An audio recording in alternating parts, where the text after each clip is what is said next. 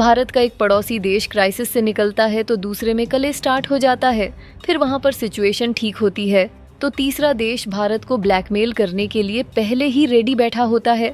पिछले कुछ सालों से भारत अपने पड़ोस के देशों को संभालने की कोशिश में लगा हुआ है, लेकिन भारत को बदले में एक के बाद एक धोखा ही मिल रहा है। भारत, बांग्लादेश और पाकिस्तान को लेकर पिछले 24 घंटों में 2 बड़ी डेवलपमेंट्स हुई हैं। दोनों हम इसी वीडियो में कवर करेंगे।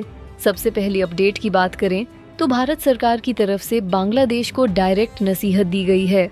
भारत सरकार ने पिछले कल बांग्लादेश के ऊपर एक ऑफिशियल स्टेटमेंट जारी की है, जो कि बहुत ही कम देखने को मिलता है।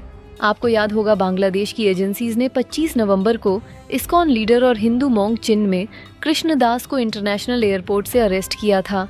उनके ऊपर बांग्लादेश में देशद्रोह का केस थोपा गया है और पिछले 40 दिनों से अभी भी वह बांग्लादेश की जेल में बंद है। एक दिन पहले बांग्लादेश की कोर्ट में चिन्मय कृष्णदास केस की हियरिंग थी। वर्चुअल कोर्ट सेशन हुआ था, लेकिन कोर्ट ने चिन्मय दास की जमानत यानी कि बेल रिक्वेस्ट को रिजेक्ट कर दिया था और बेल देने से इनकार कर दिया था। चिन्मय दास को अब और कई हफ्तों तक जेल में ही बंद रहना पड़ेगा। मसला ये है कि चिन्मय कृष्णदास की जेल में तबीयत बिल्कुल खराब हो गई है, लेकिन इसके बावजूद बांग्लादेश की कोर्ट्स जमानत बिल्कुल नहीं दे रही हैं।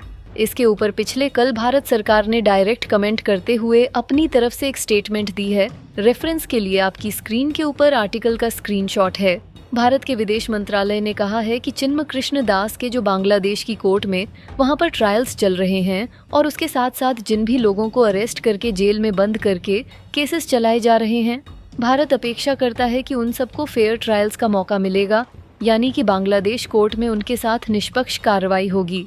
ये भारत की बांग्लादेश से अपील है। वैसे निष्पक्ष कार्रवाई की उम्मीद करना ही गलत है, क्योंकि शेख हसीना के तख्ता पलट के बाद प्रोटेस्टर्स ने बांग्लादेश के उस समय के चीफ जस्टिस तक को धमकी देकर उसका इस्तीफा ले लिया था और जुडिशरी में आज की डेट में उन सभी लोगों को अहम पद मिल चुके हैं जो पूरी तरह से शेख हसीना की विरोधी थे, कट्टर मानसिकता के हैं और इम गवर्नमेंट को सपोर्ट करते हैं। इससे निष्पक्ष कार्यवाही की उम्मीद करना गलत है। दूसरी न्यूज आ रही है बांग्लादेश और पाकिस्तान को लेकर, लेकिन यह न्यूज भारत के पर्सपेक्टिव से हमारे लिए बहुत ही बड़ी बुरी खबर है। रेफरेंस के लिए आपकी स्क्रीन के ऊपर आर्टिकल का स्क्रीनशॉट है। न्यूज निकल कर आ रही है कि पाकिस्तान के डिप्टी प्राइम मिनिस्टर और विदेश मंत्री इशाक डार बांग्लादेश की यात्रा के ऊपर जा रहे हैं और ये कोई रूमर्स नहीं है, बल्कि पाकिस्तान के विदेश मंत्री ने खुद ये कंफर्म किया है।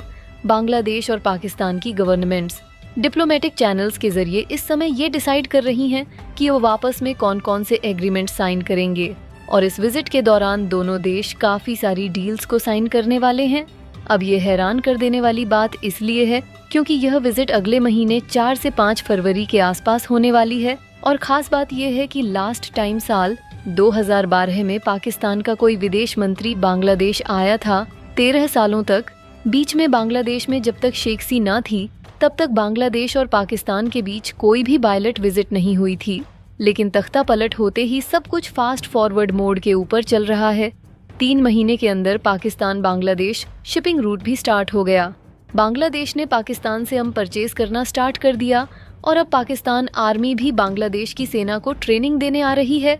एंड इतना कुछ होने के बावजूद भारत सरकार ने बांग्लादेश के ऊपर प्रेशर डालने के लिए अभी तक कुछ भी नहीं किया है। अभी भी बिजली, पानी, चावल, दाल, आटा, फ्रूट्स, सारी एसेंशियल और नॉन एसेंशियल आइटम्स अभी भी बांग्लादेश को लगातार जा रही हैं।